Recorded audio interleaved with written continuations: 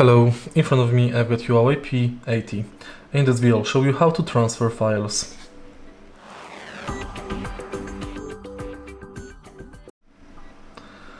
In order to transfer files, let's go to File Manager.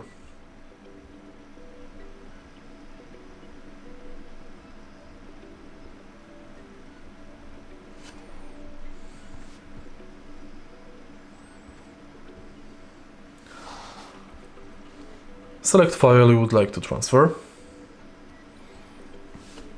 and select Move or Copy. Now select Internal Storage, Network, Neighborhood or External Storage if one is connected.